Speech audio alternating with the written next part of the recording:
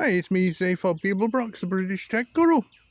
This, as I'm sure you're aware, is the Geiger counter as I built it originally, as per the plan. Well, this 10k resistor I'm not too sure about, and I think that's because they were putting 27 volts through it, and it absolutely doesn't need 27 volts.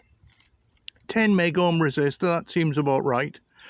100 nanofarad capacitor, no, that's a bit too big.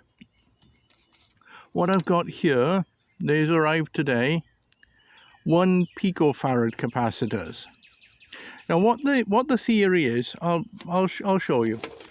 Let me use this old envelope.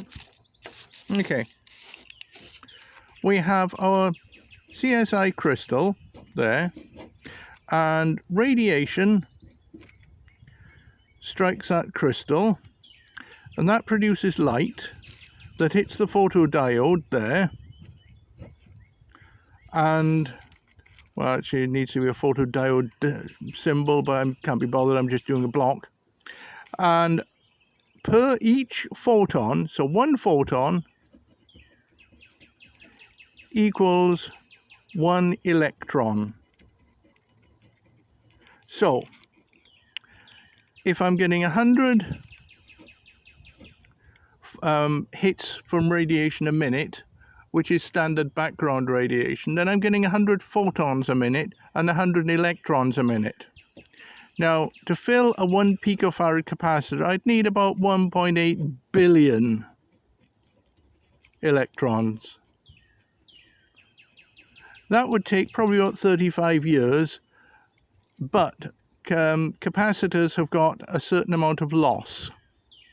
So what we'll do is we have this capacitor here. I'll draw a little capacitor diagram there, and in parallel we will have a resistor, and then we have plus and minus, and that when this is full, I should get a signal here. And the theory, then what will happen if I get the calculations right, is I get electrons and time, and with the, I'd have to have it self-calibrating. There's no problem with an Arduino. Now, so on a straightforward fill, the graph would go like that, or rather, that's how it would appear. It's actually stepped, and then of course the extra electrons from the radiation would cause little spikes. So basically they basically would compress the time. That's an awful diagram. Let me try again. So we've got electrons and time.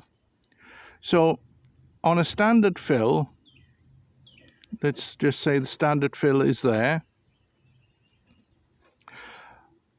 We go like that. That's a standard fill. Now with an extra electron or two thrown in, the time to get the standard fill will decrease.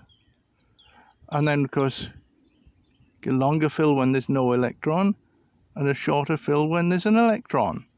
Or very short if there's several electrons. Or if there's an awful lot of electrons, pretty well all row of straight lines. So that is how it should work. And we're talking here, if this can be timed as, I don't know, a 500th of a second, then that could be less. And we just have to work on it from there. I'm not entirely sure what the hell I'm talking about, but I'm going to have a go at it anyway. And I think this is going to work, but I'm going to have to change that capacitor. That resistor might work. I'm going to have to work out the timing for charge and discharge. but that should work. Oh dear. Now I'm feeling I'm getting in over my head a little bit, but that's what I'm going to try. I might actually take a break from this for a week or two now. I've got a mini lathe arriving on Wednesday, and I've just played with a Chinese mini drill, and I need to get that working a bit better than it is, and it's vibrating a lot now. I'm not quite sure why. I'm gonna have to sort that out. But yeah, this is the problem. Things get put on the back burner and then forgotten. So this might be one of those projects. I don't know. I'm hoping it won't be, but I'm just not getting much success at the moment. That's very disconcerting. So yeah, I'm thinking I'll probably rebuild this on a different circuit board and try just charging and discharging the capacitor and see what that's like.